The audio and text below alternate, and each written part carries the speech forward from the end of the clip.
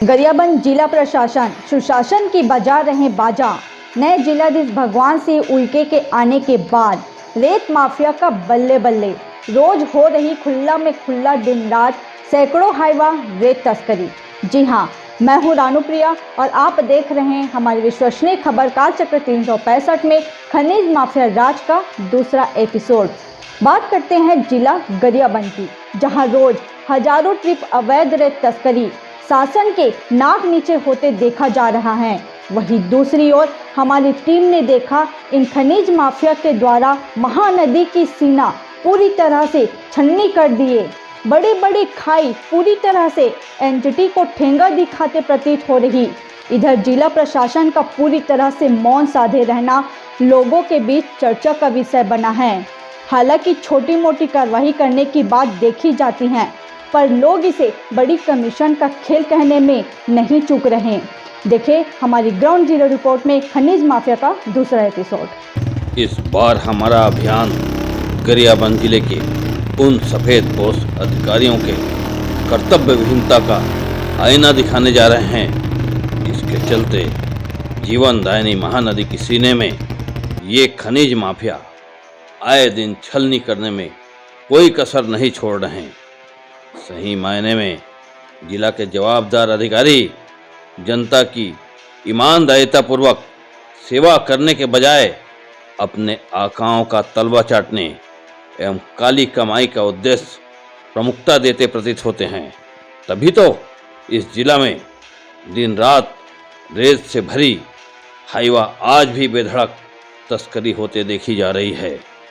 माननीय हमारे सजग एवं अनुभवी जिलाधीश महोदय, क्या आपके अधीनस्थ विभागीय अधिकारी गरियाबंद जिले को अपना ससुराल मान नई नवेली दुल्हन की तरह घूंघट ओढ़े बैठा है?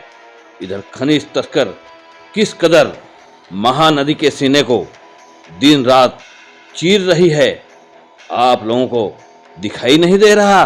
देखिए, इस गरियाबंद जिले में जीवनदायिनी महानदी का किस प्रकार दिन रात हो रहा है दोहन। दिखावे का करते हैं बस आप कार्यवाही, इधर चारों ओर बस खाई ही खाई। ऐसे में आप एनजीटी को क्या जवाब देंगे? देखिए हमारी ग्राउंड जीरो रिपोर्ट। आपके कर्तव्य विहीनता के चलते प्रकृति का किस प्रकार से हो रहा है विनाश, और ये रेत माफिया महानदी के सीने को किस प्रकार से कर रहे हैं दिन रात छलनी।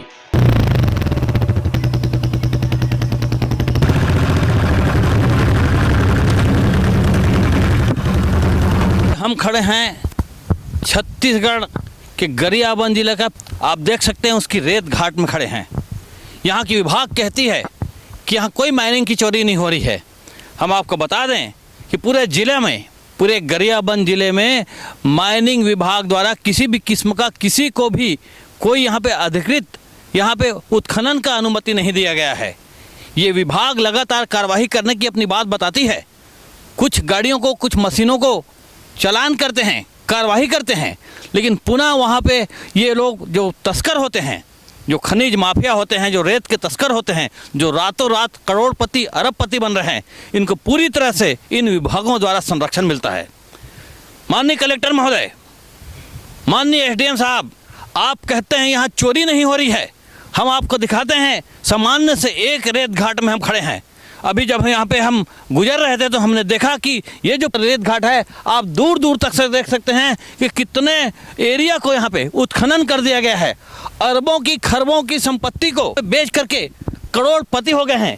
यहाँ के जो रेत माफिया है, पूरी तरह से विभाग द्वारा यहाँ पे सांठ-गांठ किया गया है। किसी भी किस्म की अनुमति नहीं होने के बावजूद आप अनुमान लगा करके दूर तक से देख सकते हैं कि यहाँ पे जो रेत का जो भंडार था, जो बालू का भंडार था, जो यहाँ पे स्वर्ण के समान, सोने के समान रेत की जो कीमत होती है, उस भंडारण को पूरी तरह से दोहन कर दिया गया है। जब हम यहाँ के विभागीय अधिकारी से बात करते हैं तो कहते हैं कि हम अंकुश लगा रहे हैं, लेकिन आप देख सकते हैं कि किस प्रकार से दूर तक से आप कैमरा घुमाइए और आपको दूर में दिखा देते हैं कि वहाँ पे किस प्रकार से अवैधानिक रूप से कई गाड़ियाँ लगी हुई है रेत के उत्खनन में। हालांकि ये जो जिला है जहां हम खड़े हैं ये गरियाबंद जिला का पितईबंद है, लेकिन आपको बता दें इसकी दूसरी ओर जो सरहद है वो रायपुर जिला में है। उसको हम आपको दिखाने की कोशिश करेंगे कि किस प्रकार से वहाँ पे गाड़ियाँ लगातार 8-10 गाड़ियाँ लगी हुई है और बेखौफ अंदाज में बगैर किसी रॉयल्टी के, बगैर किसी अनुमति के वहाँ पे दोहन हो रहा है। पूरे छत्तीसगढ़ में रायपुर जिला हो, चाहे गरियाबंद जिला, चाहे धमतरी जिला, ये सारे जिला के अधिकारी सब चोर किस्म के हैं जो अपनी फर्ज निभाने के बजाय केवल इनको संरक्षण देते नजर आ रहे हैं। अगर संरक्षण नहीं देते तो देखिए क्या इस प्रकार से दोहन होता। खुलेआम अरबों की संपत्ति की यहाँ पे दोहन हो रही है। सरकार के खजाने में एक पैसा नहीं जा रहा है, केवल दलाली की जा रही है। आप स्पष्ट देख सकते हैं, एक तरफ कहते हैं कि हमारी सरकार जो है पूरी तरह से सुशासन की सरकार है। आप बताइए क्या ये सुशासन है? आप देख सकते हैं कि दूर दूर तक से किस प्रकार से खाई यहाँ पे बन चुका है। हमारी कैमरा की नज़र जहाँ तक से जाती है आप दिखाने की कोशिश कीजिए कि किस प्रकार से यहाँ पे खाई बना दिया गया है। हजारों लाखों ट्रिप यहाँ पे जो रेत का उत्खनन रातों रात यहाँ पे दोहन कर दिया गया है। यहाँ पे आपराधिक किस्म के जो रेत के तस्कर हैं वो रातों रात करोड़पति हो रहे हैं और यहाँ पे जनता के पास यहाँ पे उनकी आसियाना को दिक्कत जारी है। यहाँ पे कई ऐसी परेशानी आ रही है, अपराधों का गढ़ बना हुआ है। आपको बता दें, अगर बड़ी गुस्ताखी करते हैं तो मीडिया वालों को भी, पत्रकारों को यहाँ पे अंकुश लगाने के लिए गुंडागर्दी करवाया जाता है। आपने अभी देखा कि मेकाहारा में किस प्रकार से किराए के जो गुर्गे हैं, जो उसको बाउंसर कहा जाता है, जरा आप सोचें, अगर मेकाहारा सरकारी अस्पताल है तो वहाँ पे किराए की गुर्गे तो पैसे में दे करके ठेका पद्धति से वहाँ पे सुरक्षा गार्ड क्यों रखा जाता है? सरकार इस बातों को जवाब दे और सरकार इस पर अमल करे कि किराए की गुर्गे की पद्धति जो है यहाँ पे बाउंसर रखने की जो पद्धति है उसको समाप्त की जाए। मीडिया जो है देश के, समाज के चौथा स्तंभ होता है। इनको अगर मान लो दमन किया जाएगा तो आप भी सुरक्षित नहीं रहेंगे, जनता भी सुरक्षित नहीं रहेगी और सरकार भी असुरक्षित रहेगी। आपसे निवेदन है कि मीडिया जो चौथा स्तंभ है, पत्रकारों की जो हौसला है उसको बुलंद होने में आप कमी मत कीजिए।